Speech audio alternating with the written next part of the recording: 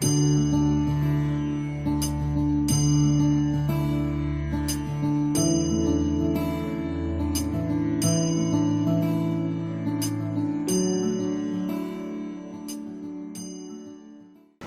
कृष्ण।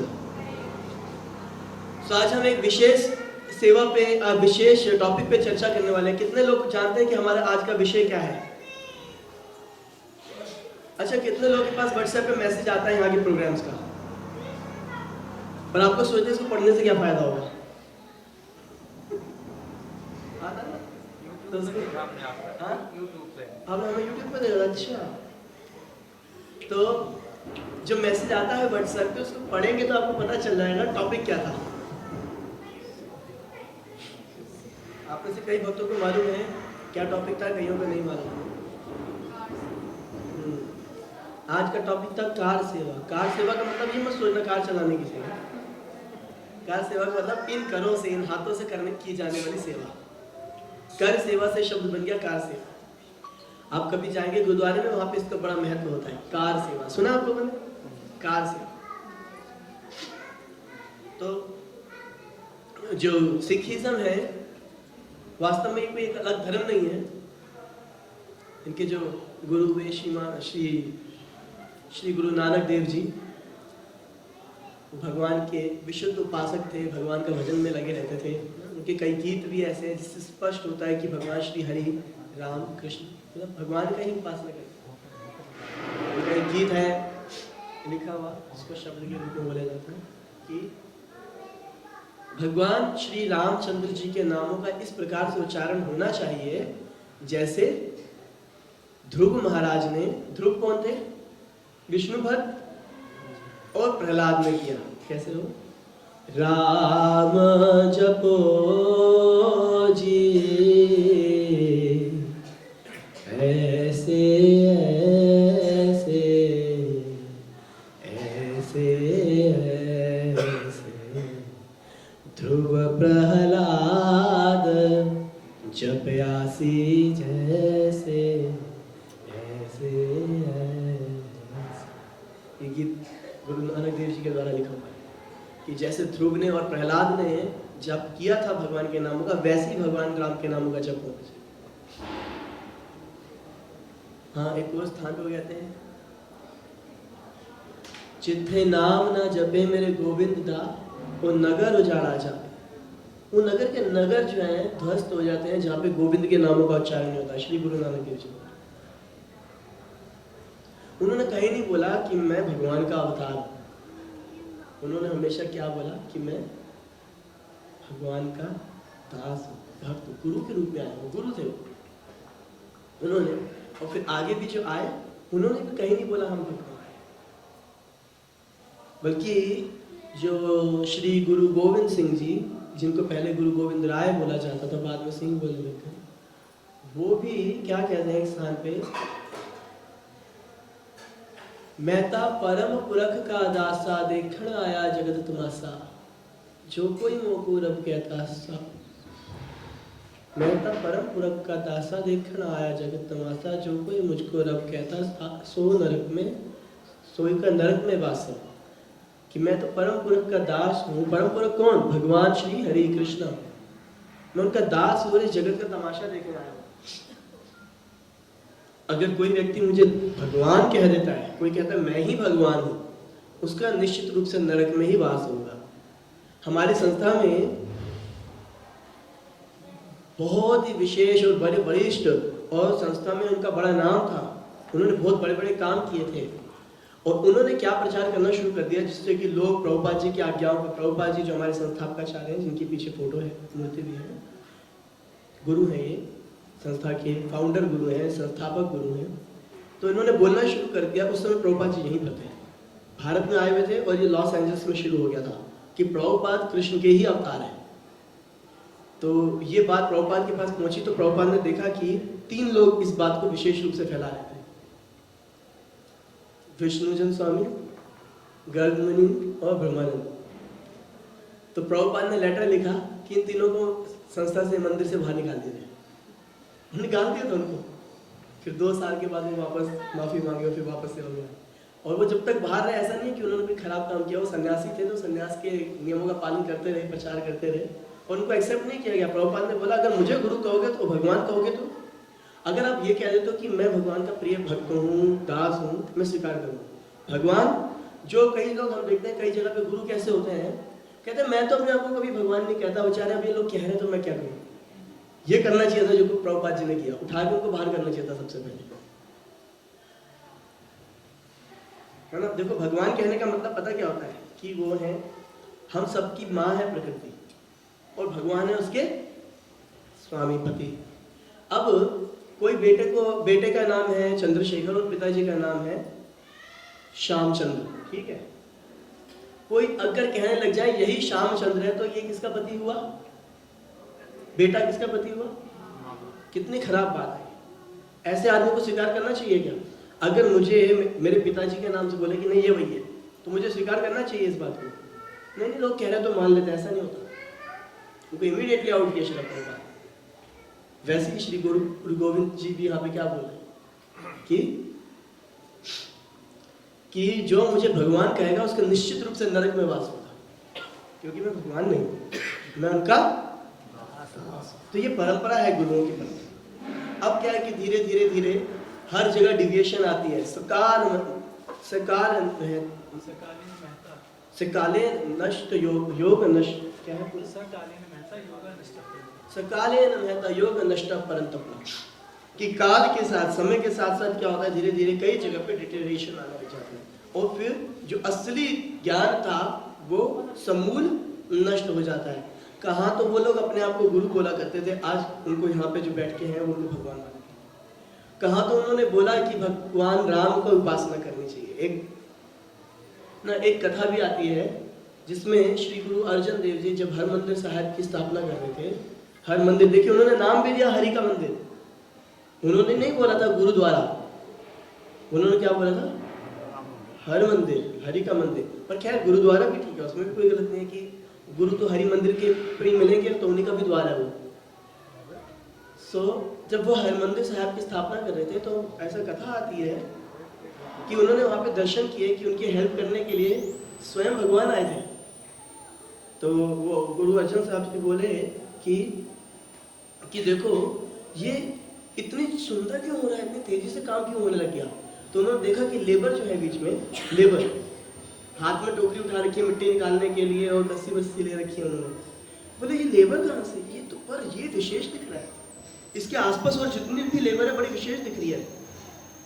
तो देखा उसके नए नक्श दुनिया से निराले। तब उन्होंने रियलाइज किया कि अरे ये तो स्वयं भगवान आए और उनके साथ में देवी देवता। फिर उन्होंने देखा तो उनके पास खैर उतने उन्नत थे वो कि वो देख पाए कि ब्रह्मा और शिव दर्शन कर रहे हैं उनको पसंद।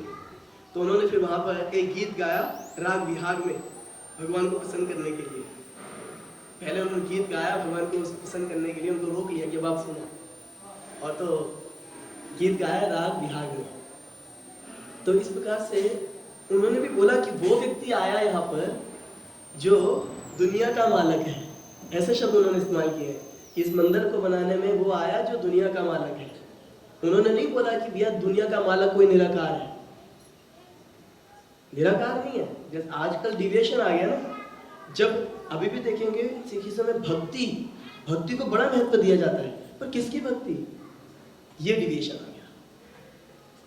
अब वो राम को भगवान श्री रामचंद्र नाम मान करके जगत से निराला निराकार राम मान करके,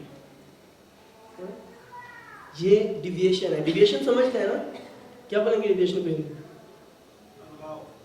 हाँ, अलगाव, अपन अलग पथ पे चले जाना, डिविएट हो जाना, अभ्रंश हो जाना, अपने पथ से भटक जाना। तो जो पथ दिखाया गया था वो भटक गया। इसीलिए बोला जाता है कि लिविंग गुरु की, जीते जागते गुरु की आवश्यकता है, जो हमें बता सकें कि नहीं तुमने शास्त्र को गलत समझ लिया, ऐसे समझना था शास्त्र, ऐसे समझना था शास्त्र। श्रील प्रभुपाद जी ने इस चीज की व्यवस्था करी कि डिविएशन ना आए। तो प्रभुपाद ने क्या किया, एक जीबीसी फॉर्म डिजाइन करी।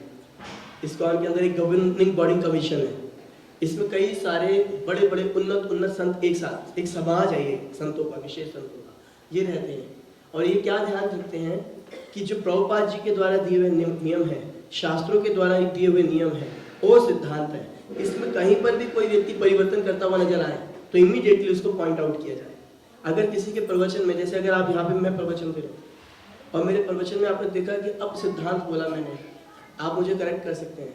और अगर आप देखते हैं मैं फिर भी करेक्ट नहीं हुआ, नेक्स्ट टाइम भी बोला, फिर आप यहाँ की अथॉरिटीज़ को बोल सकते हैं, वो जो बड़ी अथॉरिटीज़ हो। अगर तब भी देखा नहीं परिवर्तन आया तो इस्कॉन में रूल क्या नाम है, आवश्यक वो भी है कि हमारा जो एक ब्यूरो बनाया हुआ है वहाँ पे आप लिख करके भेज सकते हैं कि ये व्यक्ति सिद्धांत से अलग जा रहा है। मतलब कि चारों तरफ से मॉनिटरिंग रखी गई है, जिससे कि किसी भी प्रकार से जो मूल सिद्धांत है उसमें गड़बड़ ना हो जाए। हर तरफ से आंखें, ये आवश्यकता है। धीरे धीरे देखिए सिखिज्म में काफ़ी सारी चीज़ें यथारूप फॉलो हो रही है, पर काफ़ी सारी चीज़ें वो इस जो अल्टीमेट कंक्लूजन है उसमें थोड़ा डिविएशन भी आ रहा है। तो ये अद्भुत चीज़ है। अब हम देखते हैं कि ये बड़े उन्नत, हम स्वीकार कर चुके हैं कि ये उन्नत संत थे। और फिर 10वें जो गुरु हुए श्री गुरु गोविंद जी सिंह जी, ऐसा नहीं है कि सिखिज्म कोई बड़े शुरुआत से ही केश रखने वाले थे।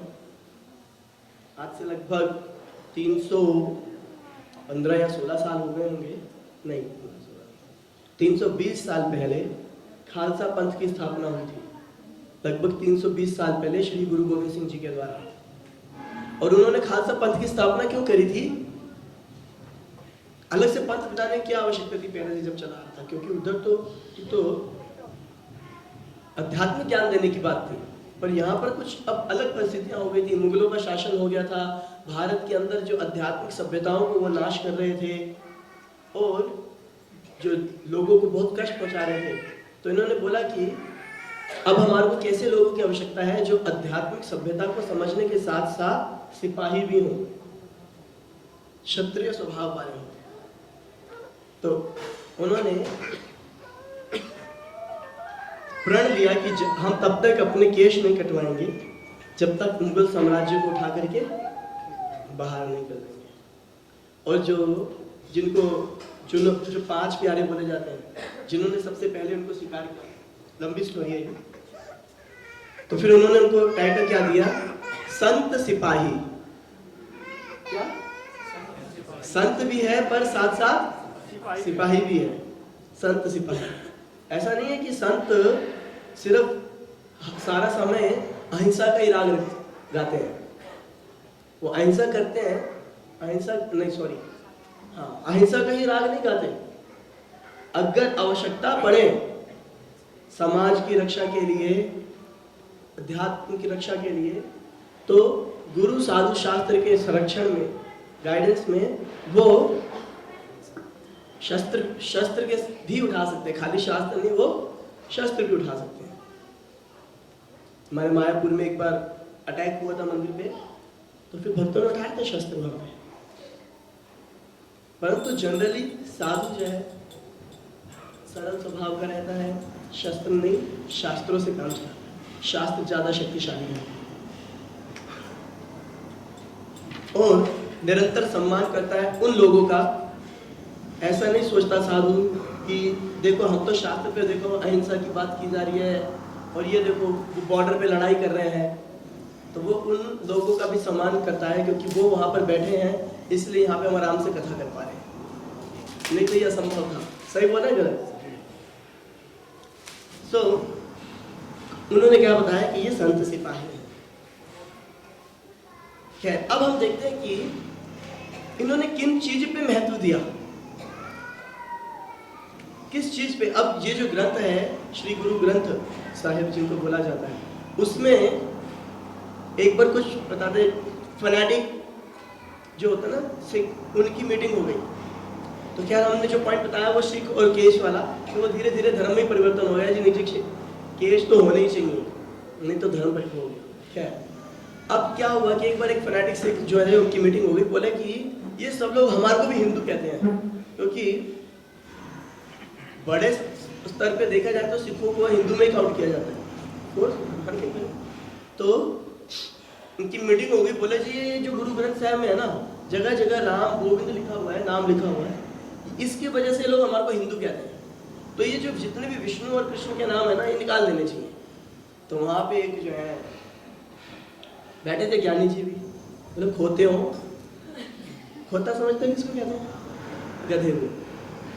बोले खोते हो, अगर इसमें से हमने गोविंद कृष्ण राम नाम निकाल दिए तो क्या बचेगा? सिर्फ ऊपर वाला कवर और नीचे वाला कवर, क्योंकि ग्रंथ साहब तो पूरी तरह से भरा हुआ है भगवान के नामों से, जगह जगह चर्चा हो रही है नाम की। तो अब इसमें 3 चीजें जो हैं मुख्य बताएंगे। क्या है वो? भगवान के नामों का कीर्तन स्मरण और सेवा।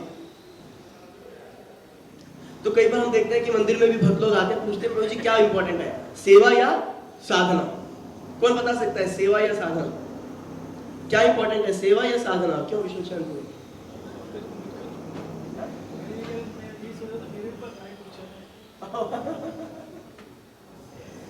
क्या इंपॉर्टेंट है, सेवा या साधना? इनका कहना है साधना इंपॉर्टेंट है। प्रभु जी सर पालक को क्या कह रहे हैं? साधना इंपॉर्टेंट है। यस, आपका क्या कहना है? दोनों इंपॉर्टेंट है। दोनों इंपॉर्टेंट है। आपका सेवा इंपॉर्टेंट है। सेवा इंपॉर्टेंट। देखिए, थोड़ा विचार कीजिए, सेवा क्या है और साधना क्या है? तब आपको समझ में आएगा क्या इंपॉर्टेंट है। हमारी साधना क्या है? भक्ति, नवदा भक्ति तो हमारी साधना है। नवदा भक्ति श्रवणम कीर्तनम विष्णु क्या है? पाद सेवनम अर्चनम वंदनम दास्यम साख्यम आत्मनिवेदनम, ये साधना है हमारी। अच्छा जी बताइए, इसमें आप दास्यम में क्या करते हैं? जो इंस्ट्रक्शन मिली उसको फॉलो। वही तो ऐसा तो नहीं है ना कि आप दास्यम में बैठ के बोलते रहते हैं जी मैं दास हूँ, जी मैं दास हूँ, मैं दास हूँ, जी दास हूँ, जी मैं दास हूँ, जी दास हूँ। हरे कृष्णा का जब छोड़ के दास हूँ दास हूँ दास हूँ दास हूँ बोलते हैं। हम क्या करते हैं? दास का दास करते हैं क्या? अच्छा, पाद सेवनम में क्या करते हैं? अर्चनम में क्या करते हैं? तो भक्तों के समाज में सेवा और साधना ये 2 अलग अलग वस्तुएं नहीं है, जिसमें से एक को इंपॉर्टेंट समझा जाए और एक को कम इंपॉर्टेंट समझा जाए। जैसे मैं एक बार आइंदापुर के साथ था, तो आइंदापुर मुझे बोले one thing is very important doesn't mean that other thing is not important. दोनों का इक्वली महत्व है, क्योंकि दोनों एक ही चीज है, इंटर रिलेटेड, एक ही चीज है। भाई श्रवण और कीर्तन हम अगर कर रहे हैं, इसको हम अगर साधना मान लेते हैं, उसकी रियलाइजेशन कब आएगी? जब ये देह कहाँ लगेगी? सेवा में। तो इसीलिए आप देखते हैं हम कुछ 1-2 हमारे जो इतिहास से कथाएं भी सुनाएंगे, पर हम पहले देखते हैं, क्योंकि हमने बोला था कि सिखिज्म में सेवा को क्यों इंपॉर्टेंट दिया जाता है। तो हमने देखा कि जो ग्रंथ साहिब है वो एक अद्भुत ग्रंथ है, जिसमें संतों की वाणी है ना, कई सारे संतों की वाणी है। उसमें क्या नाम है, सूरदास जी की भी वो लिखे हुए हैं, छंद और पद लिखे हुए हैं, और उसमें क्या नाम है, कबीरदास जी के भी कुछ लिए हैं। जो जो चीज़ें बिल्कुल सिद्धांत से मैच करती हैं वो सब उसके अंदर है। बहुत सारे संतों की वाणी है, शास्त्रों की वो है, और गुरु ग्रंथ साहिब जी के आधार पर फिर बाद में जो उनके फॉलोवर हुए, उसमें ध्रुव चरित, प्रहलाद चरित, पूरे ग्रंथ लिखे हैं उसके।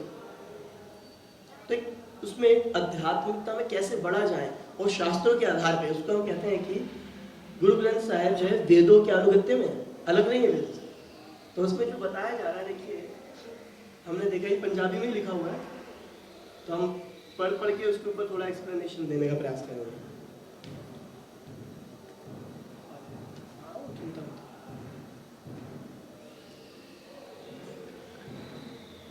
देखो यहाँ पे क्या लिखा हुआ है, ये श्री गुरु ग्रंथ साहिब में लिखा हुआ है 238वें पेज पे। सेवा करत होई निहकामी, तिस कोई होत प्राप्ति स्वामी। जो कोई व्यक्ति सेवा करते हुए रहता, हमेशा सारा जीवन सेवा में रहता है, पर सेवा कैसे करता है वो? निहकामी। अंदर अपनी कोई वासना नहीं रखता, अरे ये सेवा मैं कर दूं, है ना, तो मुझे ये लाभ हो जाएगा, मैं यहाँ पर 1 किलो सोना दे, वो क्या नाम है, लोहा दे दूं, तो उसके नीचे मेरा नाम होगा, स्पॉन्सर्ड बाय। अगर ऐसा भी करे ठीक है, करे, ना करने से तो अच्छा है। पर हम सत्य क्या बता रहे हैं कि ये तो काम हो गया, इसके अंदर मेरा नाम होगा।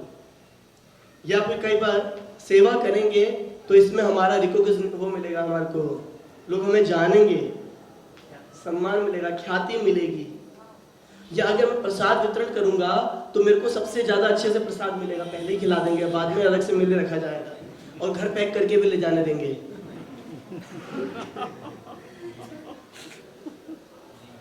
कुछ मेरे को बेनिफिट होना चाहिए, हाँ। या मैं यहाँ पे दान दे दूं तो मेरे को 80G बेनिफिट मिल जाएगा। मैं अगर यहाँ झाड़ू लगाऊं तो सब कहेंगे देखो बंदा जी कितना स्पेशल है, मंदिर में सफाई कर रहे हैं, बिना किसी काम वासना के। ये काम वासना का मतलब भोग विलास ही नहीं होता, काम वासना का मतलब कि कोई भी कामना जो कि मुझे संतुष्ट करने के लिए है। तो सेवा अगर कोई करता है, हाँ, सेवा करत हो या निहकामी, अगर कोई निष्काम भाव से सेवा करता है, निष्काम भाव से, उसको क्या मिलेगा? तिस कोई हो तो प्राप्ति स्वामी। स्वामी कौन है हमारे? भगवान श्री हरि कृष्ण। तो ऐसा व्यक्ति जो निष्काम भाव से सेवा में लगता है, या हम लोग भी करे जा रहे हैं सेवा, हमें तो कोई हेल्प भी नहीं कर रहा, सुबह से रात हो गया मेरे को सेवा करते हुए, किसी ने हमारे को प्रसाद तक नहीं दिया। अच्छा सॉरी, हमें नहीं पता था कि आप निष्काम भाव से सेवा नहीं कर रहे, क्षमा चाहते हैं। तो आपको सम्मान मिलेगा, प्रसाद भी मिलेगा, भगवान थोड़ा देर से मिलेगा, परंतु आप ये सोचेंगे अरे हमने कुछ किया या नहीं किया, हमारे को क्या मिलेंगे? स्वामी मिलेंगे, कृष्ण मिलेंगे। तो वो है निष्काम, और ये गड़ा हुआ सबके हृदय में। आप देखेंगे जाकर के बड़े धनी धनी लोग, ऐसा नहीं कि अपने पर टैग लगा के कि मैं इस बड़ी कंपनी का ऑनर हूँ, मैं सीएम हूँ। हम जाते थे उधर ना, क्या नाम है, श्री बंगला साहिब गुरुद्वारा है कनॉट प्लेस के पास, गया आप में से उधर? तो हम जाते थे, वहाँ शूज देते थे, वो पॉलिश करके वापस करते थे। और हम देखा कई बार वो एकदम बड़ी बड़ी महंगी महंगी गाड़ियों से उतरते हैं और सीधे जूते की सेवा करने के लिए चले जाते हैं। कार से जितनी सेवा तुच्छ, उसका उतना ज्यादा महत्व। जितनी सेवा तुच्छ, और तो पॉलिश करके देते हैं, बताओ, खुद पॉलिश कर देते हैं। धनी आदमी आपसे जूता लेके जाएंगे, पॉलिश करके देंगे। मैं तो छोटा था ना, जब वहां से जाता था तो स्पेशली कई बार इसलिए चला जाता था, पूरा बालक बुद्धि थी। मैं सोचता था 2 बेनिफिट होंगे, कड़ा प्रसाद भी मिलेगा, जूते भी पॉलिश हो जाएंगे।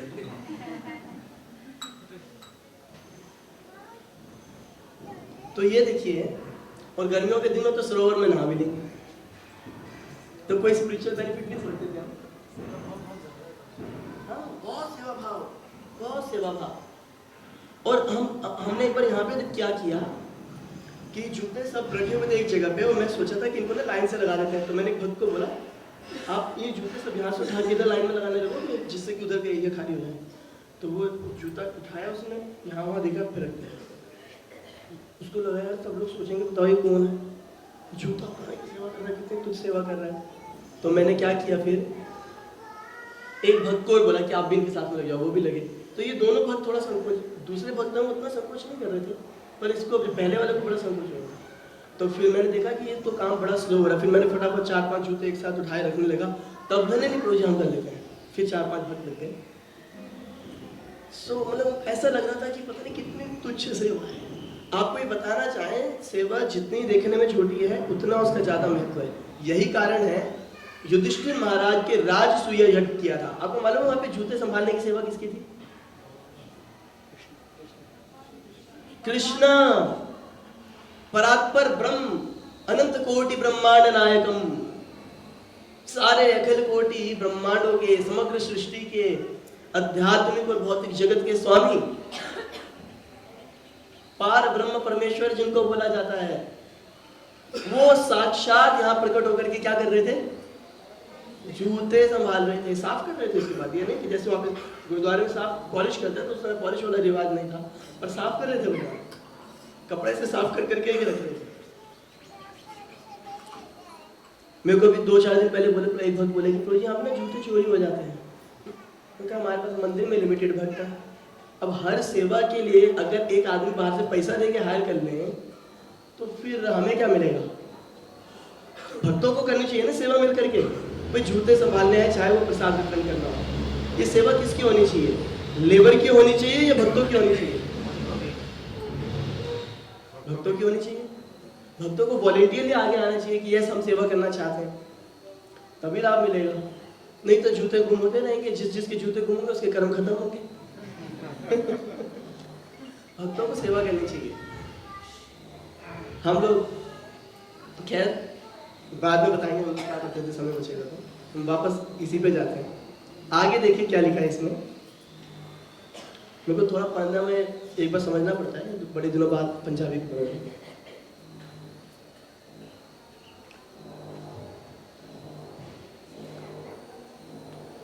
बोले कि अगर कोई व्यक्ति, आप यहाँ पे क्या बोल रहे हैं गुरुजी में ग्रंथ से, कि कोई व्यक्ति अगर वास्तव में असली सुख प्राप्त करना चाहता है, असली सुख, तो क्या करना चाहिए?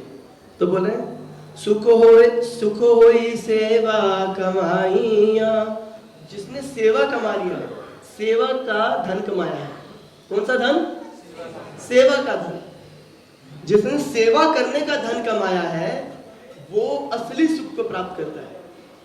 हम में से अगर किसी ने ऐसा किया हो तो आपको अनुभव होगा, आपको भूख लगी हो, प्रसाद आपके पास आए और अचानक कोई बहुत भूखा है और दुखी भी है, वो आपको मिल जाए और आप उसको प्रसाद खिलाओ और वो एकदम से खाना शुरू करे आनंद से। तो कभी अगर आपने किसी को ने किया हो तो आप फील कर सकते हैं कि उस समय आपने उसको जो दे दिया जबकि आपको भूख लगी थी, आप अपनी भूख भूल करके उसके चेहरे की खुशी देख करके उस खुशी में डूब जाते हैं। देखा कभी आपने ऐसा? हुआ कभी इस टाइप का? मतलब जरूरी नहीं है प्रसाद से संबंधित हो, और भी कुछ हो सकता है। हुआ? कोई शेयर कर सकता है हमारे साथ कुछ ऐसा इंसिडेंट? हाँ माता, जैसे कॉर्डलेस माइक देंगे।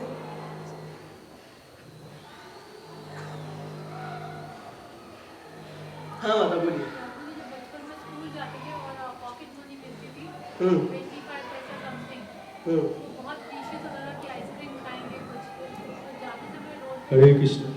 उनको दे दो।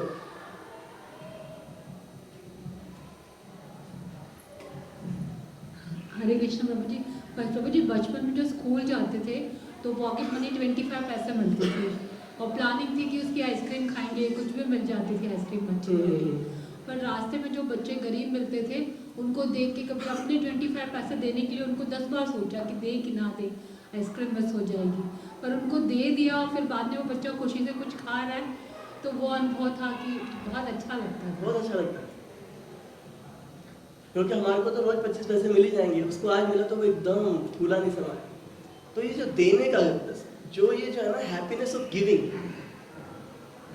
बहुत जबरदस्त है किसी की सेवा करना।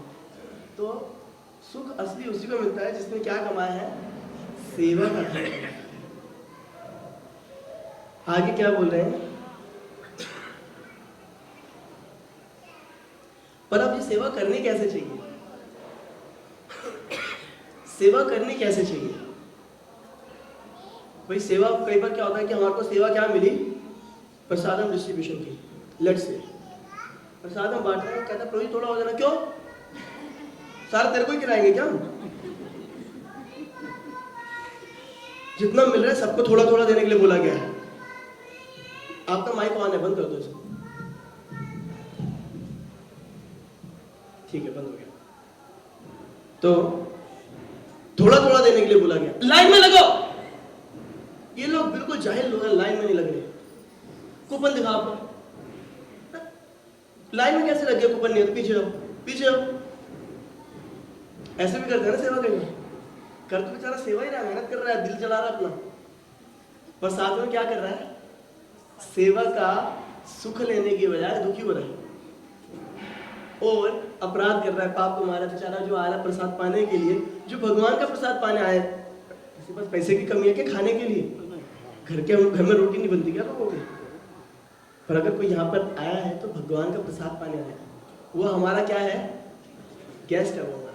कितना प्रेम देना चाहिए, बता सकते हैं प्रेम से कूपन नहीं है तो हमारा ऐसा सिस्टम है, आप ले लीजिए, अगली बार ऐसे 10 बार भी ऐसा आ जाए तो क्या आपकी जान पे क्या फर्क पड़ेगा। कितना प्रेम से एक दूसरे के साथ, किसके साथ, जो आ रहा है उसके साथ प्रेम, जो आपके साथ सेवा कर रहा है उसके साथ प्रेम। कई बार हम अपने साथ जो सेवा कर रहा है उसके ऊपर बरस जाता है, तूने ठीक से नहीं किया, तेरी वजह से सब गड़बड़ हो गया, बोला था राजमा यहाँ होने चाहिए, तूने पहले यहाँ पे पूरी बांट दी, सब गड़बड़। जिसके साथ सेवा कर रहे हैं उसके साथ प्रेम। क्यों, देखिए यहाँ पे क्या बता रहे हैं,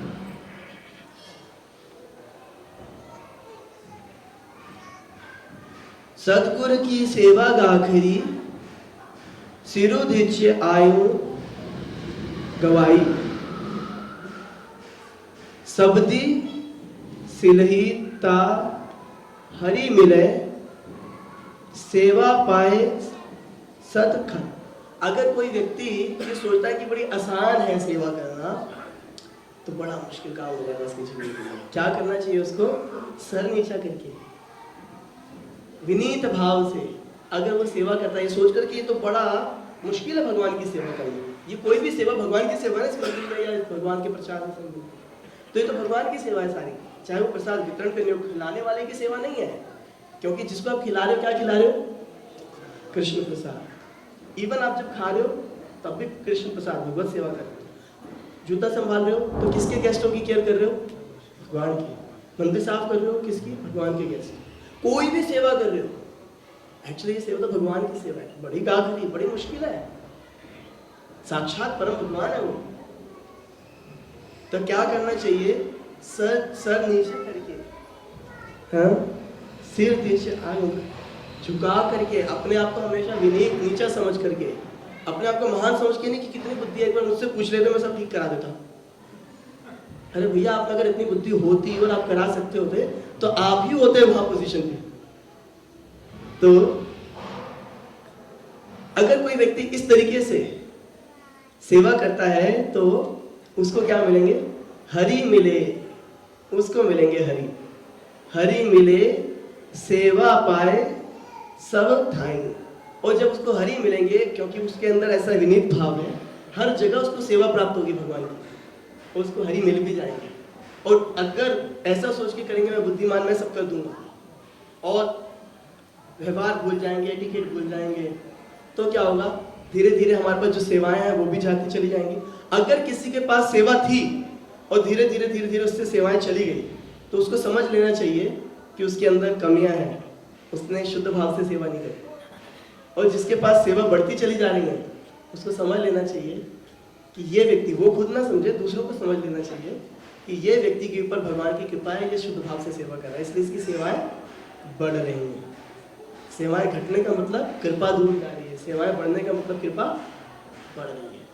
और ये कब होगा, जब हम सबका सम्मान करते हुए ये भूल करा रहे। जैसे मैं एक बार मैंने बोला किसी को कि प्रभु जी, इनके घर में खाने की कमी थोड़ी ना, ठीक से प्रसाद सर्व करो प्रेम से। बोले प्रभु जी, पीछे लेबर रहती है, वही है, सिर्फ खाने के लिए आते हैं ये लोग। भाई साहब, आपके घर का तो नहीं खा रहे, कहाँ से खा रहे हैं, भगवान के मंदिर का प्रसाद ही तो खा रहे हैं। अगर वो पाएंगे इसको तो हरि की सेवा ही तो होगी ना, कृष्ण प्रसाद की सेवा होती है, खाता तो नहीं। तो अल्टीमेटली हम ठाकुर जी के गेस्ट हैं, और ठाकुर जी के नजरों में तो नहीं देखते ना वो स्क्रीन करके कि इसके पास कम पैसा, किसके पास ज्यादा पैसा। आप सोचो, एक के पास 10 रुपये और एक के पास 2 रुपये, आपके, और आप हो करोड़पति, आपके लिए कौन गरीब, हाँ? अनंत कोटि ब्रह्मांड के स्वामी, और यहाँ पे एक करोड़पति और एक रोड़पति है, तो दोनों ही पति। भगवान की नजरों में तो फिर कुछ नहीं है ना, उसके पास करोड़ों रुपए की क्या वैल्यू है भगवान की नजर में। अरबों खरबों टरबों की जिनकी संपत्ति हो, मतलब ये तो अनलिमिटेड जिनकी संपत्ति हो, और 1 करोड़ की क्या वैल्यू है। जैसे मैं हमारे बीच में करता हूँ, जब भी बात करते हैं 50-60 करोड़ रुपए दे देंगे ना उसको, वो बात ही ऐसे करते क्यों, उनके पास पैसा बहुत है। तो 50-60 करोड़ ऐसे बोलते हैं, जैसे हम बोलते हैं 50-60 हजार बोलते तो बड़ा लगता है, 50-60 रुपये लगता है, 50-60 रुपये देते हैं। 50-60, अभी अंबानी जी ने अपनी बेटी की शादी करी, कितना खर्चा किया, 200 करोड़ रुपए का। यहाँ पे 200 करोड़ में आदमी क्या क्या कर ले? 700 करोड़ रुपए खर्च किया। हाँ? अब वो 700 करोड़ बोले आपके गूगल में। अच्छा, टोटल खर्चा 3000। बोले वो कैसे बोले हो कि कितना खर्चा हुआ? 2-3 हजार करोड़ तो हुआ जी। क्या बोले? तो अब किसी के पास वो 2-3 हजार करोड़ रुपए, 3000 करोड़ अपनी बेटी की शादी पे कर दिए, और कोई जाके पता है इनके पास ना 10 करोड़ रुपए हैं, ये मेरा दोस्त है इसके पास 10 करोड़ रुपए हो, कहेंगे ठीक है चाहिए कुछ क्या हमसे? उनके लिए तो 10 करोड़ रुपए वाला कोई धनी आदमी नहीं है ना। अंबानी जी के हिसाब से 10 करोड़ रुपए वाला हम जैसे लोगों के लिए 10 करोड़। तो जब अंबानी जी डिस्क्रिमिनेट करते हैं 10-12 करोड़ रुपए वाले को, लगता है गरीब सा आदमी बेचारा, है ना। तो वैसे जब ठाकुर जी देखेंगे, ठाकुर जी के लिए तो कौन फिर अमीर है यहाँ पे? तो इसलिए जो भी ठाकुर जी की सेवा में आ रहा है, यहाँ पे प्रसाद पाने आ रहा है, वो सम्मान का पाना। क्रोध आएगा हमारे को, पर हम उसको पी जाना है। हमने अनुभव किया है, गुरुद्वारे में आप प्रसाद पाने गए हो, बहुत रेयर ऐसी बात होगी कि कोई गुस्सा करे आपको, बहुत रेयर। इतना इज्जत से वहां पे आपको प्रसाद खिलाएंगे। और तो और इंतजार करते हैं कि कब उनके घर पे संत आएंगे। डिस्क्रिमिनेट नहीं करते कि तो सन्यासी है, संत है, हिंदू है। क्या नाम है, बताया जाता है, गुरु गोविंद सिंह जी बोले हैं कि जिस घर में संत नहीं आते और संतों की सेवा कभी नहीं होती, तो वो घर शमशान भूमि के समान है, क्योंकि कभी संतों के चरण ही नहीं पड़े उसे, और वहाँ पे संतों को कभी भजन नहीं लगाया गया, सेवा नहीं की गई। तो इसलिए बहुत केयर करते हैं, बहुत केयर। मेरे कुछ मित्र हैं तो उनके यहाँ जाता हूँ मैं, ऑफकोर्स मैं वहाँ प्रसाद वगैरह नहीं लेता, क्योंकि वो लोग प्याज वगैरह खाते तो हम नहीं खाते, पर वो इतना क्या करते हैं, जैसे हम अंदर जाने का उनको पता लगा कि ये आ रहे हैं, वो इसी रूट पे यहाँ आएंगे, यहाँ पे फ़ोन करते हैं कि आप आएंगे इस रूट पे आएंगे, तो हम जाते हैं, 2-3 भक्तों के साथ ही जाते हैं जब जाते हैं। तो उनके अंदर जाएंगे, हम पूरा घर साफ करके रखेंगे, और जहाँ बिठाना होगा वहाँ पे सारी नीचे सॉफ्ट कपड़ा बिछाएंगे, फिर उसके ऊपर कंबल बिछा के, फिर उसके ऊपर सफ़ेद चादर बिछा के, स्पेशल करेंगे। ये कोई कीर्तन नहीं करवा रहे हैं, हम बस आ रहे हैं इसलिए।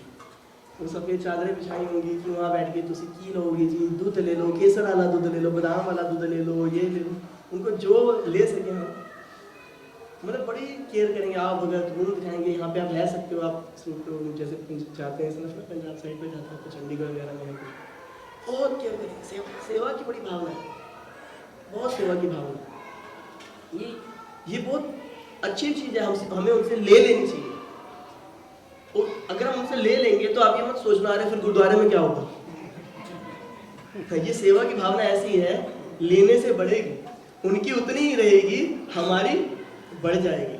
जहाँ से कुछ अच्छा मिले उसको तुरंत स्वीकार करना चाहिए। कितनी सुंदर शुद्ध सेवा की भावना है ना। अब सेवा करते हुए ये तो तरीका होना चाहिए सेवा करने का, विनीत भाव करके, जिससे हरि मिले। पर अंतःकरण में क्या चलना चाहिए?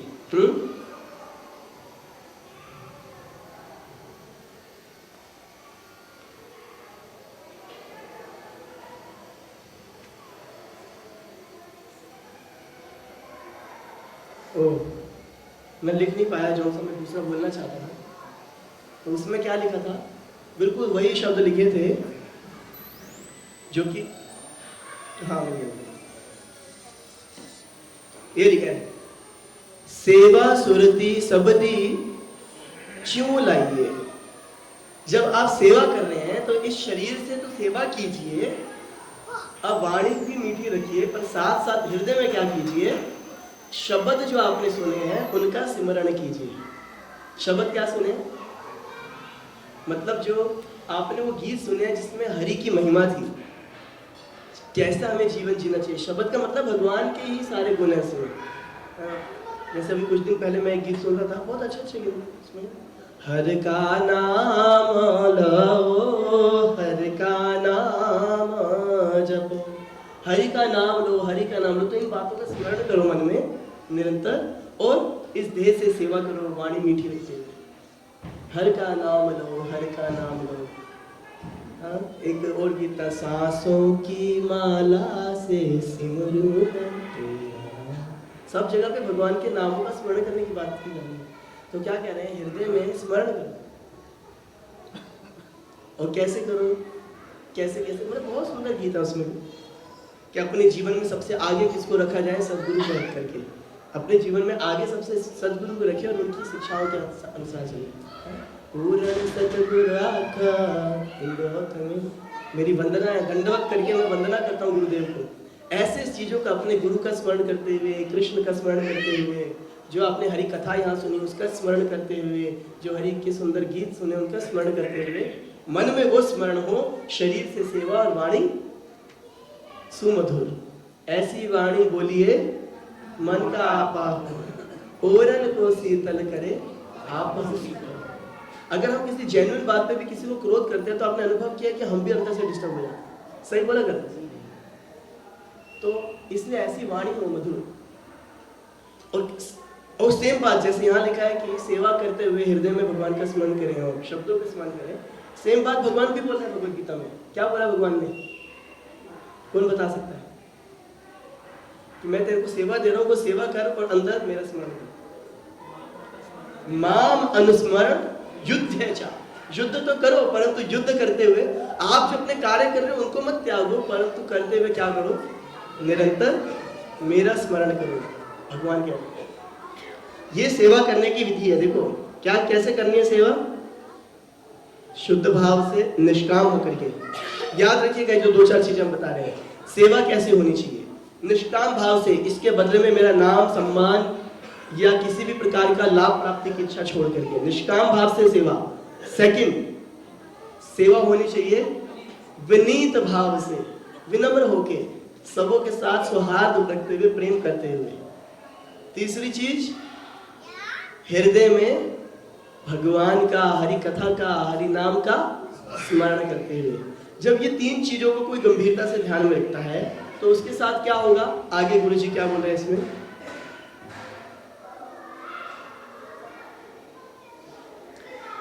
विची दुनिया सेवा कमाई है, ता दरबार विष्णु दा पाई है।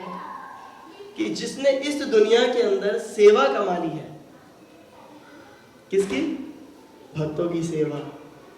और अगर कोई व्यक्ति, यहाँ पर क्या बोला जा रहा है, अगर हम किसी जीव के अंदर देखते हैं यहाँ परमात्मा इसके हृदय में, तब इस भाव से सेवा करता। तो जो इस भाव से सेवा करता है, जिसने ये सेवा का धन कमा लिया है, तो उसके जीवन के अंत में क्या मिलेगा, दरबार विष्णु का पाए।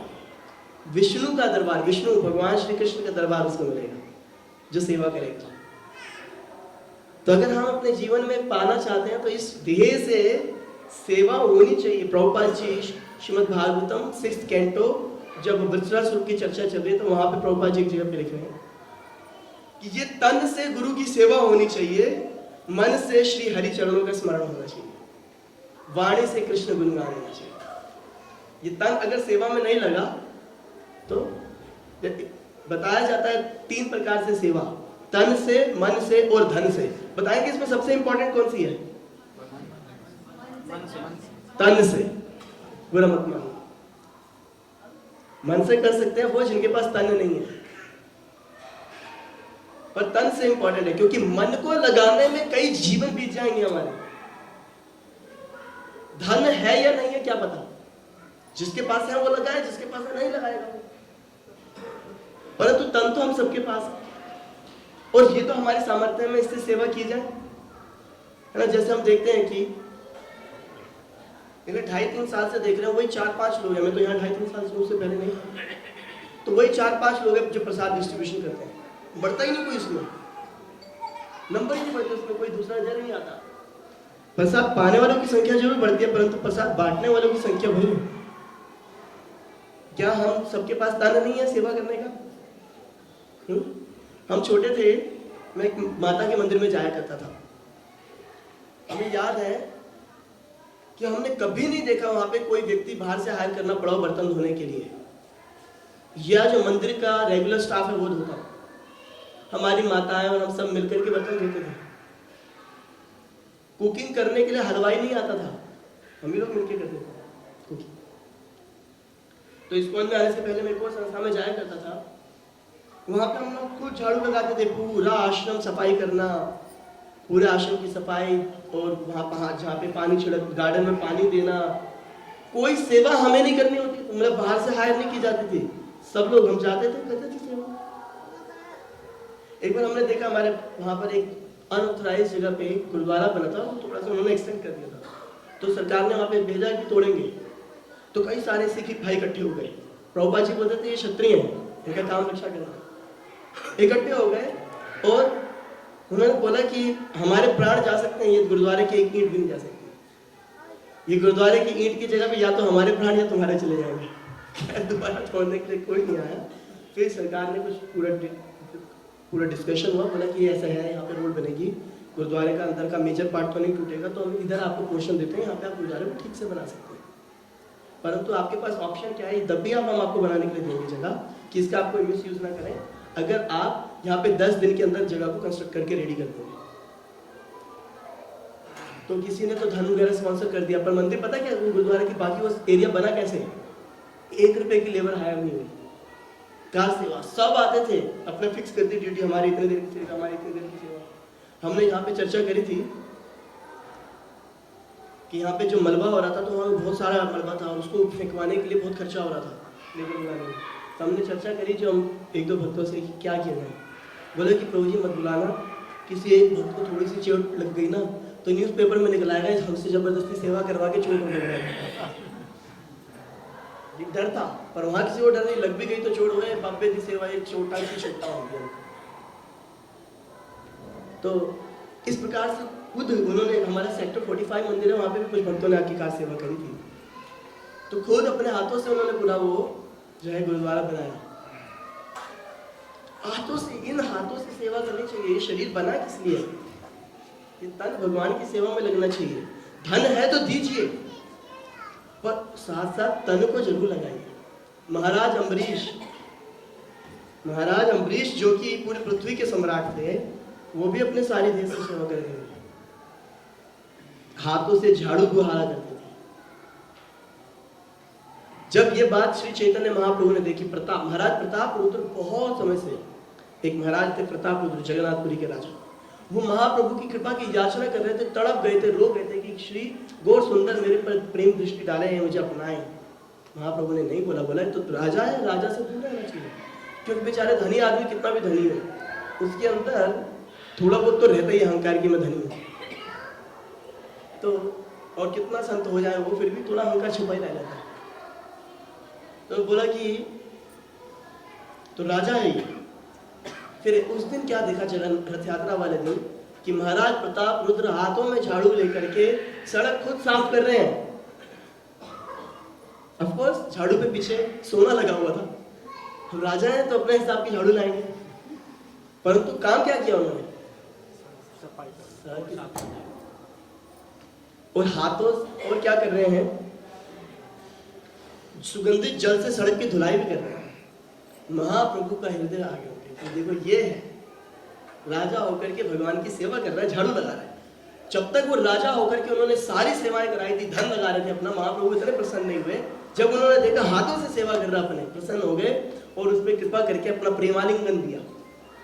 इमीडिएटली नहीं दिया, आगे जाकर के जब वो कौन सा जगन्नाथ वल्लभ जो गार्डन है, उपवन है, वहां पर महाप्रभु विश्राम किए और वहां पर आकर के महाप्रभु ने उनको प्रेमालिंगन दिया। स्वयं भगवान ने अपना आलिंगन दिया, उनकी सेवा भाव देख करके। इसके पीछे एक बड़ी सुंदर स्टोरी भी है, बाद में हम कभी स्टोरी को पूरी सुना सकते हैं, शॉर्ट में सुनाते हैं।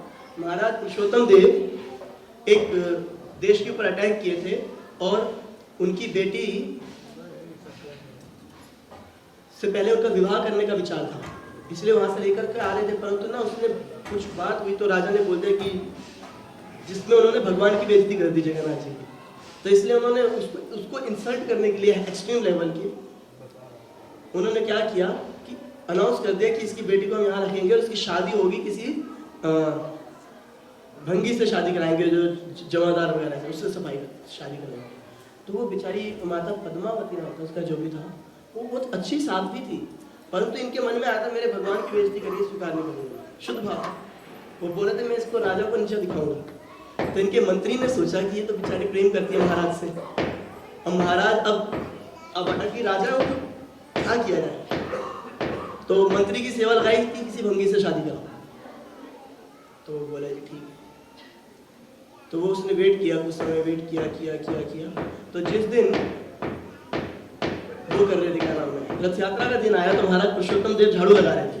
मंत्री आए, बोले महाराज आपके लिए विवाह करने के लिए, ये आपसे विवाह करना चाहते हैं, कीजिए। बोले क्यों? इसकी तो किसी भंगी से करानी थी। बोले महाराज आप क्या कर रहे हैं अभी? आप भी तो वही काम कर रहे हैं, झाड़ू लगा रहे हैं, और आपका आदेश था, मैं आदेश पूरा कर रहा हूँ। तो फिर उन्होंने स्वीकार कर लिया कि हाँ, फिर उन्होंने बड़े प्रसन्नता से स्वीकार किया कि मैं जगन्नाथ जी का भंगी। आजकल तो भंगी बोलते हैं लोग, वो लगाते हैं ना, क्या नाम है, क्या नाम है, सजा सुनाई जा सकती है। हाँ, SC जो, परंतु वो महाराज पुरुषोत्तम देव बड़े खुश है, हाँ मैं जगन्नाथ जी का भंगी। तो खैर, तो चैतन्य महाप्रभु जब देखा कि अपने हाथों से सेवा कर रहा है, बड़े प्रसन्न हुए महाप्रभु, और उसको प्रेमालिंगन दिया भगवान ने। हम देखते हैं ऐसी कुछ कथाएं भी आती हैं हमारे इतिहास में, जिसमें भगवान ने दिखाया है कि अगर हम सेवा में लगते हैं तो बड़े प्रसन्न होते हैं। हरि कथा और हरि, इसका अर्थ ये नहीं है कि हरि कथा, जैसे कुछ भक्तों ने बोला तो सेवा इंपॉर्टेंट है और साधना नहीं, क्योंकि वो साधना मानते हैं श्रवण कीर्तन को। तो श्रवण कीर्तन, इसका अर्थ नहीं है कि सेवा बहुत करनी चाहिए, का अर्थ है कि हम श्रवण कीर्तन बंद कर दें, और क्योंकि हम श्रवण कीर्तन में लगे हुए इसलिए सेवा नहीं करेंगे। ये दोनों एक्सट्रीम बेकार है, दोनों की आवश्यकता है। भाई प्रभुपाद जी ने 16 माला जप करने के लिए बोला था, इसका अर्थ ये नहीं है कि श्री विग्रह की अर्चना करना नहीं चाहिए। दोनों उतना इंपॉर्टेंट है। वचन आपसे 16 माला का लिया गया, इसका अर्थ नहीं है कि श्री विग्रह की सेवा की महत्व में कोई कमी है ना। तो हम आपको 2 घटनाएं सुनाएंगे। एक घटना से हमें यह पता लग गया है कि हमारे साथ जो सेवा कर रहे होते हैं वो कितने महत्व देना चाहिए उनको, क्योंकि हम तो नहीं जानते कौन क्या है। एक संत थे, एक बहुत महान आचार्य, हम जानते हैं उनका नाम, कई लोग, उनका नाम है श्रीपाद रामानुजाचार्य जी। जानते हैं रामानुजाचार्य जी का नाम?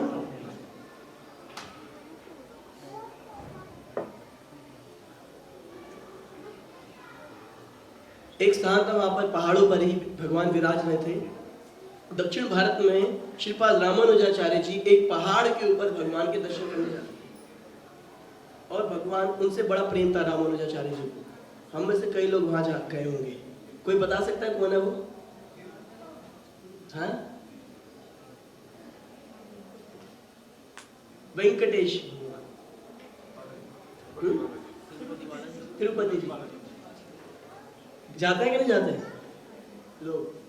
तो पहले, अब तो वहां बड़ी सुविधाएं हैं, गेस्ट हाउस भी बन गए हैं, बहुत कुछ है, परंतु पहले वहां कुछ नहीं था, सिर्फ वो मंदिर था। वहां तक पहुंचना मुश्किल, और भगवान की सेवाओं में कई सारी कमियां थी। तो इन्होंने एक मीटिंग बिठाई अपनी कांग्रीगेशन की, कई सारे लोग बैठे उसमें आसपास, जहाँ भी उन्होंने प्रचार किया था, तो टोटल कांग्रीगेशन उठाई। तो बोले कि पर पहाड़ों पे जाके कौन सेवा कर सकता है? सबको पता था वहाँ पे जाएंगे तरह तरह की बीमारियां पड़ जाती थी, क्योंकि खाना पीना व्यवस्था बड़ा मुश्किल था। तो बड़ा सोच रहे थे कैसे जाएंगे, तो किसी को मलेरिया हो सकता है, मच्छरों ने काट लिया, कुछ भी हो सकता है ऊपर जाकर, कोई देखने वाला नहीं है, कोई सुविधा नहीं है नीचे से आने जाने की रेगुलर। तो एक व्यक्ति थे, उनका नाम था अनंत, भगवान मतलब श्रीपाद रामानुजाचार्य जी उनका नाम रखा था अनंत तलवार, बाद में नाम दिया था उनको अनंत। तो ये जो अनंत थे, इन्होंने स्वीकार किया, तो ये अपनी पत्नी के साथ ही ऊपर सेवा के लिए चले गए। अब इनके मन में इतनी आत्मीयता हो गई कि मेरे को ठाकुर, गुरु की आज्ञा, गुरु की इच्छा के लिए, गुरु की प्रसन्नता के लिए खुद सेवा करते थे, उनका श्रृंगार करना, उनकी सारी व्यवस्थाएं देखना। शॉर्ट में बता रहे हो ना आपको। तो एक दिन क्या हुआ कि जब माता प्रेग्नेंट, इनकी वाइफ प्रेग्नेंट थी, और उसी समय पे बाहर गार्डन तैयार कर रहे थे, बगीचा तैयार कर रहे थे, उसके अंदर कुछ उगाना था, करना था, उधर गड्ढा भी खोदना था कुछ। तो जब ये सब कर रहे थे, तो माता ऑलरेडी प्रेग्नेंट थी, धूप भी पड़ रही थी, और ये भी व्यक्ति पूरी तरह से थक गए थे। जो अनंत है वो दूसरी सेवाओं में भी लगे थे, भागना, मतलब बहुत कष्ट का जीवन जी रहे थे, ये बहुत कष्ट था। तो वहाँ पर एक सुंदर सा बालक आया साथ में, और उनकी सेवा करने लग गया। लड़का, बालक मतलब छोटा बालक नहीं था ना, 15-16 साल का था। वो माता प्रेग्नेंट थी, तो उनके साथ हेल्प करने लगे, उनको रोक दिया। तो इनके मन में आया, नहीं नहीं, तो मेरी सेवा थी। जो श्री अनंत तलवार जी हैं, बोले तो मेरी सेवा थी, ये बीच में क्यों आ गया? तो उसको समझाया तो सेवा मत कर यहाँ पे, पर वो माना नहीं, अपना सेवा करता। उसको समझाया तो यहाँ सेवा मत कर, मेरी सेवा है मैं ही करूँगा। जैसे हम देखते हैं कि भगवान को तो कोई भगवान समझता नहीं है यहाँ पर, तो इसलिए कोई झगड़ा नहीं करता सेवा करनी या नहीं करनी, है ना। और प्रसादम डिस्ट्रीब्यूशन में भी मेरे को नहीं दिखता कि कोई अपनी सोचता है बोलता है मेरी सेवा है। हाँ, अगर जन्माष्टमी के दिन किसी की सेवा सबसे आगे आगे लग जाए ऑल्टर के पास, तो वो जो भगत मेरी सेवा है यहाँ पे, नाम लग रहा है ना, तो फ्रंट में बैठे हुए, किसी के हाथ में वॉकी टॉकी आ जाए तो फिर उसको लगता है ये वाली मेरी सेवा है। और कुछ करे ना करे, वॉकी टॉकी मेरे हाथ में रहनी चाहिए, देगा नहीं, क्योंकि जिसके हाथ में होता है वो थोड़ा टेंशन से लगती है, वो मंदिर में वॉकी टॉकी लेके घूमे। या फिर जब गुरु जी आए हो, गुरु जी आए, गुरु जी, ऐसा लगता है कि दुनिया की सारी चीजें गुरु जी की सेवा करने में लग जाते हैं। दूसरे को तो ऐसा समझता है, ऐसा तिरस्कृत घटिया थर्ड क्लास आदमी, वो बोले मैं भी आपके साथ सेवा कर सकता हूँ या कर सकती हूँ? नहीं, हम कर लेंगे, तो प्लीज हमें भी अपॉर्चुनिटी दीजिए ना, आपके साथ सेवा करें, हम कर लेंगे। हमने कर लिया, काम तो हो ही गया। गुरु जी के आसपास कोई आ जाए, फिर पता लगा है कि एक दिन पहले वही भक्त जो ऐसे हाथ जोड़ के खड़ा होता था, ये हम तो दास हैं, उसके तेवर ऐसे बदलते हैं, ऐसा लगता है कि मानो आज पूरे पृथ्वी का शासन इसी के हाथ में आ गया। गुरु जी के साथ है ये। खैर, भगवान सजा भी देते हैं फिर उसकी। तो अब क्या हुआ, ये व्यक्ति अनंत तलवार जो झगड़ के नहीं मेरी सेवा मैं ही करूंगा, तो ये इनके हाथ में ना कुल्हाड़ी थी जिससे वो खोद रहे थे, तो ये जबरदस्ती खींचने लगे। तो कुल्हाड़ी खींचते हुए ये जो लड़का था, इसकी तो थोड़ी पे, यहाँ पे चिन्ह पे थोड़ी पे लग गया और खून निकला और ये भाग गया। फिर भागा भागा भागा मंदिर में घुस गया। तो ये उसके पीछे पीछे गए, तो मंदिर में बैठ गया, फिर मेरी सेवा ले लेगा कोई। तो अंदर जाके इन्होंने क्या देखा कि वो जो तिरुपति जी हैं वेंकटेश, उनके चिन्ह से खून निकला, भगवान की मूर्ति के खून निकल रहा। बहुत क्षमा याचना करी और इन्होंने वहां पे कैंपर लेकर के लगाया। आज भी यहाँ पे कैंपर लगाते होंगे, देखा आपने, और फिर प्रसाद रूप में वो सबको बांटा जाता है। इसका मुख्य कारण यह है कि उनके यहाँ चोट लगी थी, तो कैंपर लगाया था जिससे कि चोट ठीक हो। कैंपर ही बोलते हैं ना, कर्पूर। तो यहाँ पर मतलब ये भी एक शिक्षा है कि हमारे साथ जब कोई सेवा कर रहा है, भाई अगर वो भगवान नहीं है तो उसके हृदय में तो भगवान है ना, और उसके हृदय में भी तो सेवा करने की तो इच्छा है ना, उसको प्रेम देना चाहिए। और ना जाने भगवान कब किस रूप में हमारे पास अपने भक्तों की सेवा करने के लिए। जैसे हमने बताया कि वो अर्जुन देव जी जब वहाँ मंदिर बना रहे थे, तो वहाँ पे ऐसा वर्णन आता है, हुआ या नहीं हम नहीं जानते, पर ऐसा वर्णन आता है कि भगवान आए थे। और ये हम इसलिए स्वीकार कर सकते हैं क्योंकि हमने देखा ऐसी कई घटनाएं हुई हैं जहाँ पे कोई भक्त लोग सेवा कर रहे थे और सेवा ज़्यादा थी तो भगवान के बीच में आगे हेल्प करने के लिए। कई घटनाएं ऐसी, और वो किसी का भी रूप बना करके सेवा कर सकते हैं, किसी का भी रूप बना करके वो सेवा कर सकते हैं। उनको तो अपने भक्तों की सेवा चाहिए, तो क्या पता कब किस रूप में हरि आ जाए। तो इसलिए क्यों ना हम सबको प्रेम और सम्मान दे दें। जैसे और एक कथा और मैं सुनाना चाहता था कि भगवान की सेवा, एक तो भगवान की सबको अब लगे जी नहीं, जब हमें भगवान की सेवा करनी है ऑल्टर में डिटीज, जब हम देखते हैं कि हम बताएं कि मंदिर बनाना है, हमारे को डिवोटीज के लिए कपड़े चाहिए, डिवोटीज के कपड़े आने थे 20-22 हज़ार रुपये के, और भगवान के कपड़े आने थे 80,000 से ऊपर के। डिवोटीज के कपड़े के लिए किसी ने लक्ष्मी नहीं दी, भगवान के कपड़ों के लिए दे दी। थैंक यू वेरी मच, भगवान आपको बहुत अप्रिशिएट करेंगे, कम से कम एक खर्चा तो निपटा। परंतु बुरा मत मानना, हम ये नहीं कह रहे कि आप 80,000 मत देना, 80,000 ही देना, परंतु सत्य बताना हमारा काम है व्यास आसन से कि भगवान कब ज्यादा प्रसन्न होते हैं। भगवान प्रसन्न होते हैं कब? भगवान के एक भक्त थे कांचीपूर्ण जी। कांचीपूर्ण बहुत उन्नत कोटि के वैष्णव थे। हमारे पास समय कम है इसलिए हम उनका कम गुणगान करेंगे, सिर्फ इतना बताएंगे। बहुत उन्नत कोटि के वैष्णव थे और वरदराज जी की सेवा करते थे। वरदराज दक्षिण भारत में विग्रह हैं, उनकी सेवा करते थे। और जब उनकी सेवा, विशेष सेवा उनकी रहती थी, चामर कैंग करते थे, चामर दुलाया करते थे। और चामर दुला करके ये क्या करते थे, चामर दुलाते हुए उनसे बात करते थे वरदराज जी से। वरदराज जी बोलते थे उसको बता देना कि पुजारी को बोल देना कल ये भोग लगाए, पुजारी को बोल देना ये रंग के कपड़े पसंद नहीं है, वो जो कपड़ा इसने पहनाया था इसके पीछे छेद है, ये वाला कपड़ा नहीं पहनूंगा, सब बता देते। कभी कभी बताते थे कि वो जो भक्त है ना, जैसे एक बार उन्होंने बताया कि रामानुजाचार्य महान वैष्णव, रामानुजाचार्य को बोलो कि ये रंगनाथ जी की सेवा में चला जाए, क्योंकि रामानुजाचार्य जी वरदास जी की सेवा करना चाह रहे थे कांचीपुरम जी के पास रह करके, पर रंग क्षेत्र में वहाँ पे प्रचार कार्य और उन सब के लिए जरूरत थी उनकी, तो उनको बोला इनको बोलो वहाँ चले जाए। ऐसे कई लोग अपने अपने प्रश्न भी पूछ लेते थे।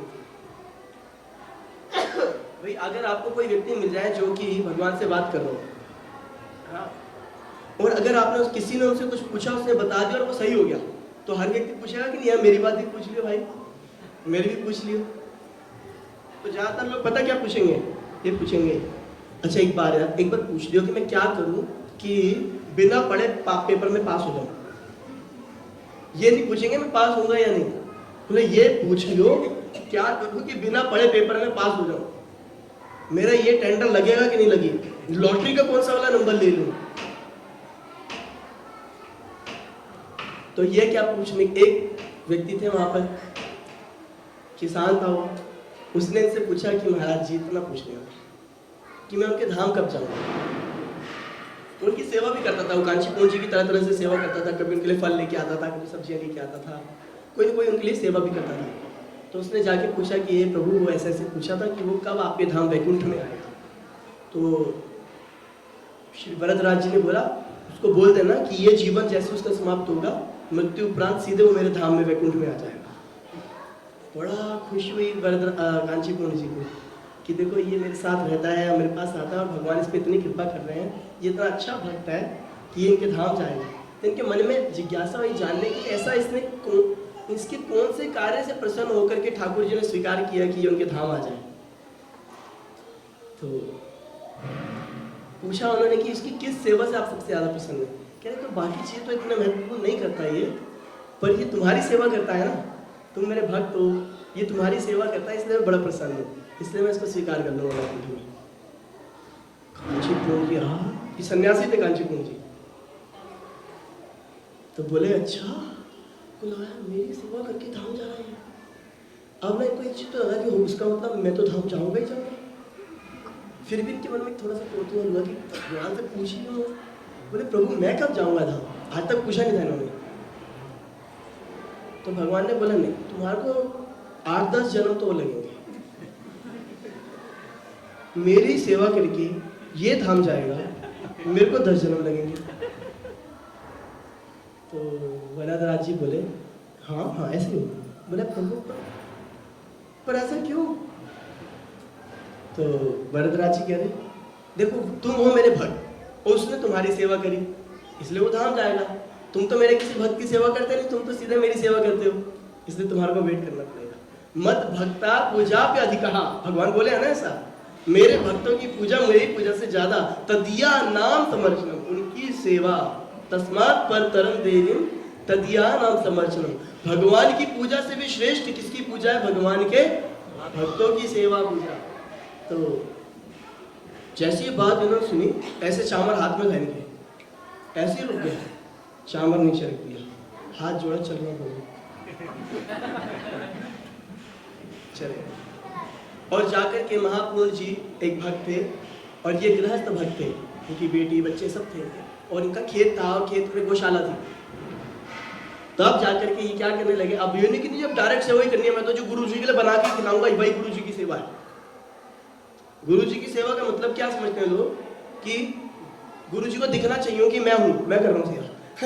गुरु जी वाली सब्जी कैसी बनी थी, अच्छी बनी, मैंने बनाई थी।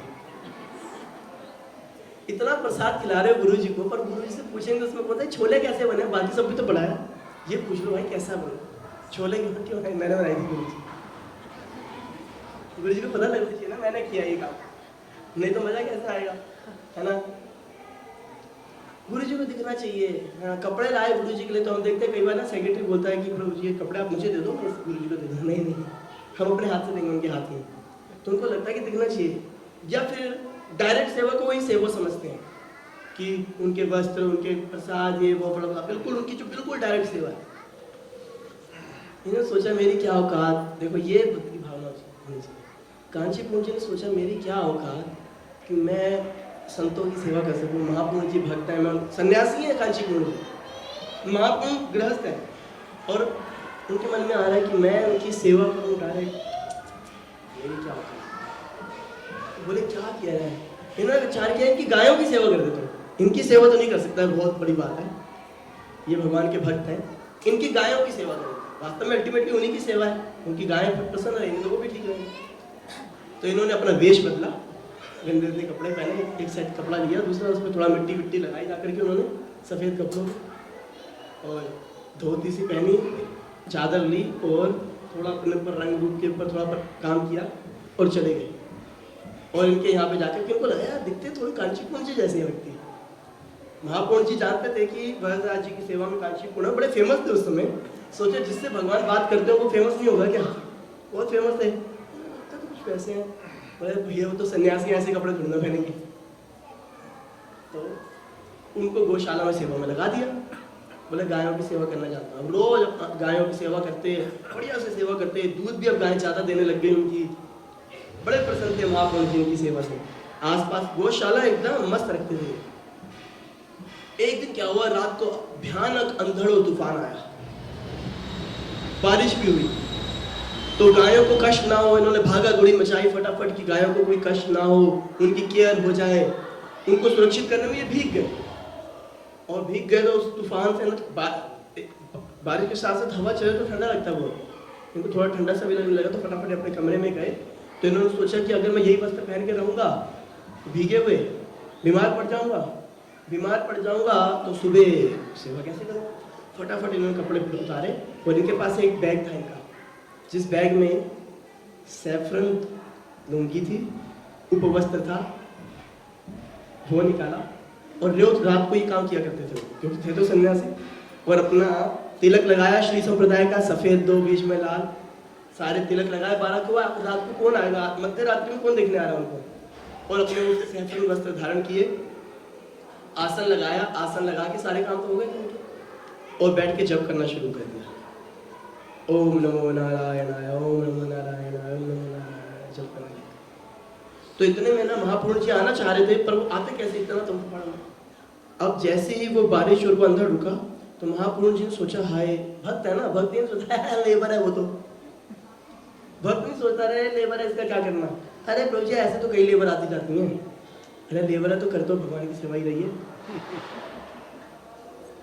तो उन्होंने सोचा देख के तो बेचारे को कोई कष्ट तो नहीं है, सुरक्षित है कि नहीं है, किसी चीज की आवश्यकता तो नहीं है। तो वो तुरंत जैसे आंधी तूफान रुका भागते गए और जाके कुटिया का दरवाजा खोल दिया। कोई कुंडिया तो थी नहीं भाई, खोला जैसे ही तो वो बैठे वहां पे कांचीपुर जी अपने आराम से ओम नमो नारायण। और ना वो इतने लीन थे भजन में कि जब उन्होंने खोला पहचाने ही नहीं, कि उनको पता ही नहीं कोई आ गया अंदर। हम लोग तो ऐसा जप करते हैं कि रडार की तरह हमारा जप होता है, सारी दुनिया में क्या चल रहा है सब खबर रहती है, फोन में भी चेक कर लेते हैं, पड़ोस में क्या हुआ, किसने क्या बोला है, जब करते करते हरे कृष्ण हरे कृष्ण, इसको भगाओ यहाँ से, हरे कृष्ण। अरे सुनते हो, अरे आपने तो खून पी लिया मेरा जब से शादी हुई है। परंतु यहाँ की स्थिति बिल्कुल अलग है। उनको पता ही नहीं चला, दरवाजा खुल गया, अंदर महापूर्ण जी आ गए। महापूर्ण जी का पूरा शरीर पसीना पसीना हो गया। भैया एक गृहस्थ, मतलब सच में कोई भक्त हो, गृहस्थ में ऐसे पता ना उसको क्या होता है भक्त, क्या होता है भक्त हो सच में, और उसको पता लगे कि एक सन्यासी उसकी सेवा कर रहा है, क्या हालत होगी उसकी। और ये तो फिर महापूर्ण, पानी पानी शरीर इनका, पसीने छूट गए, आंखों में इनके इतना दुख भर गया, दिल में दुख, धड़कनें बढ़ गई दिल की, ये हो क्या गया, चरणों में गिर गए, रोने लगे, कांचीपुर जी ये क्या कर दिया आपने, आप यहाँ सेवा कर रहे थे। बोले नहीं, मेरा कुछ मुख्य उद्देश्य था, आप क्षमा चाहता हूँ। बोले महापूर्ण जी के चरणों में गिर के मैं आपसे क्षमा चाहता हूँ, मेरा एक विशेष उद्देश्य। बोला ना ना ना ना ना, बोले मुझे अपनी सेवा करना। बोला ना ना ना ना। फिर कांचीपुर जी वहाँ से भागे। तो ये 7-8 महीने ऐसे सेवा करी थी उन्होंने। ये सेवा करके वापस गए वरदराज जी के पास शामल लेकर के, प्रभु अभी क्या विचार है, मैं कब बैग उठाऊंगा? तो बोले इसी जन्म में आ जाऊंगे। सो भगवान की सबसे पहले तो सेवा बहुत इंपॉर्टेंट है। तो वास्तव में इस मंदिर में कोई भी सेवा की जाए या प्रचार में कोई भी सेवा की जाए, भगवान की सेवा, और उस पर भी किसकी सेवा ज्यादा महत्वपूर्ण है? भक्तों की सेवा।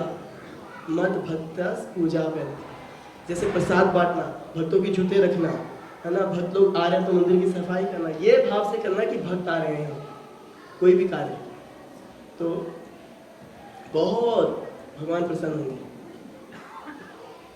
जैसे हमें देखता था श्रीपाद आइंदा को, वो कीर्तन करते थे, कीर्तन करते हुए तो बड़ा आसान है इस भाव को डेवलप करना कि हम राधा दामोदर जी के लिए कर रहे हैं, पर उसमें भी उनके मन में क्या भाव रहता था? मैं भक्तों की सेवा के लिए कर रहा हूं। तो बैठ के कीर्तन करते थे तो बोलते थे, today devotees were pleased with the devotees, हम वेरी, बोलते थे मैं बड़ा दुखी हो रहा हूँ कि मेरा गला खराब हो रहा है, भक्त प्रसन्न नहीं होंगे। भक्तों के भक्तों को दिखाने के लिए नहीं कि कितना बढ़िया कीर्तनिया, भक्त प्रसन्न होंगे जब वो अच्छे से कीर्तन में पार्टिसिपेट करेंगे।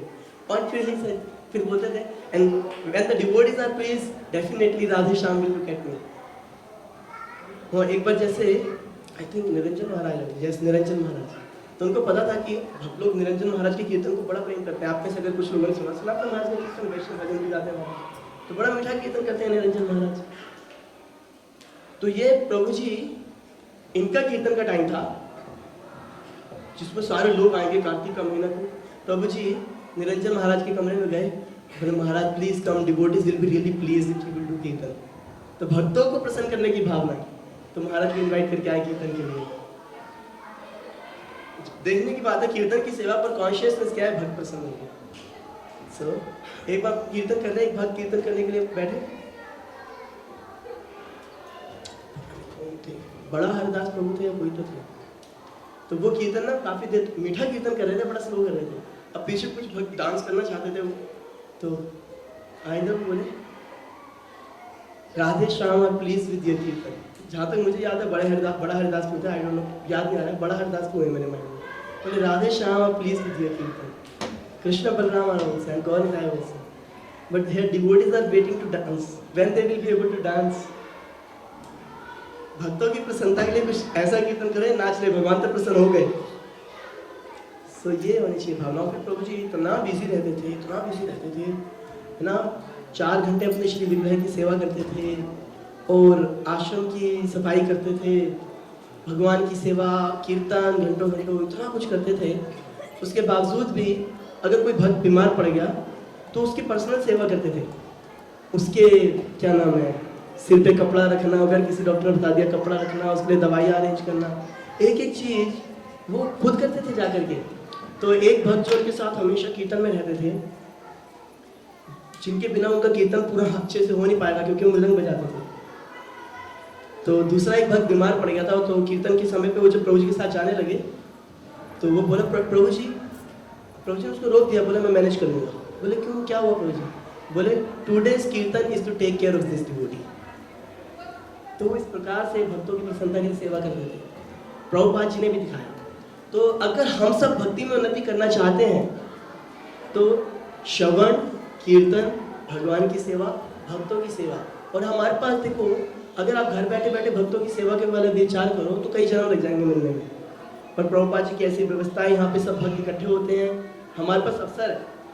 श्रील भक्ति सिद्धांत महाराज बोलते थे कि जैसे मठ में रहने वाले जो भक्त हैं, मंदिर के भक्तों के लिए बोला था उन्होंने, पर यह सबके लिए अप्लाई होता है कि अगर हम भक्तों की कोई मिनियन सेवा करते हैं और थोड़ा सा टाइम निकालते हैं। 2-4 दिन पहले जब हम आश्रम के सारे भक्त एक साथ बैठे थे शाम को, तो हम यही चर्चा कर रहे थे कि जब कोई मिनियन सर्विस करता है एक दूसरे की, जैसे कभी किसी भक्त ने देखा कि उसके रूम में सफाई नहीं कर पाया और बिजी हो गया, तो जाके उसका रूम साफ कर दें। हम निकालते थे, हम लोग जब छोटे थे, अभी तो अवसर ही नहीं मिलता है, यहाँ पे रहते हैं। तो कभी प्रभु जी का रूम, मोहन बाबू का रूम साफ करने के लिए चले गए, कभी आइंदा का रूम साफ करने। तो एक भक्त मुझे रोज प्रसाद देता था, I am giving prasadam to you because you clean आइंदा रूम। तो इस प्रकार से जब कोई सेवा करते हैं, या कभी किसी भक्त का कपड़ा उठा के धो दिया क्योंकि इसके पास टाइम नहीं है, देख करके मिनियल सर्विस, बहुत सारी मिनियल सर्विस हम ना करते हैं क्योंकि हमारे को जो मेजर सर्विस मिली है उसमें फिर दिक्कत आएगी। पर कुछ ना कुछ भक्तों की सेवा डेली करें। तो जो मंदिर में रहने वाले हैं वो तो इसको कर सकते हैं, पर हम बाहर रहते हैं तो हम सोचे क्या एटलीस्ट हफ्ते में एक ऐसी सेवा कर देंगे, बर्तन धो देंगे भक्तों के लिए, है ना। अभी मैं विचार कर रहा था कि ऐसा होना चाहिए, हमारे भक्ति वृक्ष ग्रुप जो है वो मिलकर ऐसा सिस्टम हो कि प्रसादम सेवा वही करे। इस बार ये वाला भक्ति वृक्ष करेगा, अगली बार दूसरा भक्ति वृक्ष, तो किसी भक्ति वृक्ष में कम है तो 2 भक्ति वृक्ष कंबाइंड, बर्तन दे तो ग्रेजुअली बर्तन होने की सेवा भी हम ही लोग करें। एक्चुअली मंदिर के अंदर पेड सर्विसेज इतनी होनी नहीं चाहिए, सारी सर्विसेज भक्तों के हाथों से होनी चाहिए। ऐसा करेंगे कृष्ण प्रसन्न होंगे, श्री श्री राधा दामोदर जी, जगन्नाथ बलदेव सुभद्रा को निताई प्रसन्न होंगे। गुरुजन जब देखेंगे कि यहाँ पर इस प्रकार से सेवा हो रही है, इस मंदिर में सब एक दूसरे का सहयोग कर रहे हैं सेवा में, वो प्रसन्न होंगे, प्रभुपाद जी प्रसन्न होंगे। और सोचिए अगर ये सब प्रसन्न होंगे तो हमारे हृदय में कौन होंगे? श्याम सुंदर कृष्ण होंगे। हरे कृष्णा। किसी का कोई प्रश्न?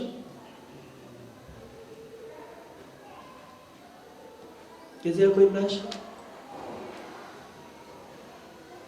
किसी का कोई प्रश्न? प्रभु जी कह रहे हैं हमें ऑर्गेनाइज करके शुरू करना चाहिए। यस, हम कर सकते हैं ऑर्गेनाइज। आप सब भक्ति परीक्षा लीडर्स को लेकर के एक प्लान कर सकते हो। तो ठीक है, तो आप किसी को कोई प्रश्न नहीं है, हम 3 बार ही पूछते हैं। श्रील प्रभुपाद की